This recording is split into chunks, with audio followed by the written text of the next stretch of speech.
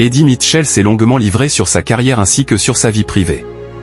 Selon ses dires, il paye toujours une pension alimentaire à Françoise Lavie, dont il est divorcé depuis 45 ans. Le 14 février prochain, Eddie Mitchell sera l'un des prestigieux invités des Victoires de la musique.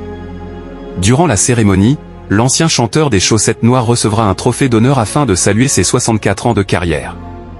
Ce genre de récompense est toujours agréable. Ce sont des honneurs que l'on reçoit bien volontiers, c'est d'ailleurs confié le principal intéressé auprès de nos confrères de France Dimanche, ce 9 février.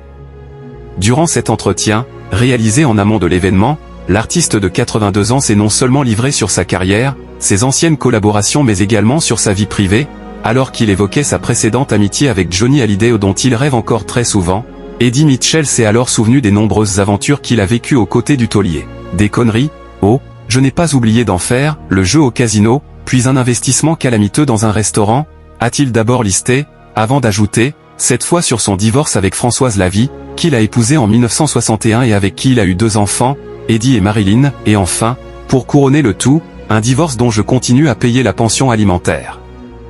Et d'ajouter, sur une note plus positive, vous savez, le pognon, ça ne reste pas. Mais j'ai connu pire avant de devenir mon propre producteur. En 2016, Eddie Mitchell annonçait alors qu'il ne comptait plus faire de représentation.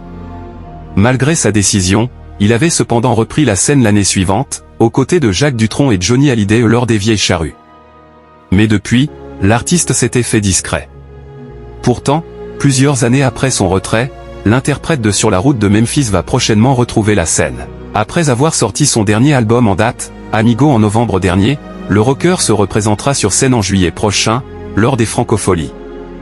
Un concert au cours duquel il sera principalement assis, révélait alors Le Parisien.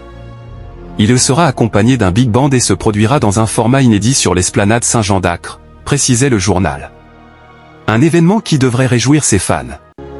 Merci de nous avoir suivis. Si vous n'êtes pas encore abonné, veuillez vous abonner, aimer et activer la cloche de notification pour ne rien rater.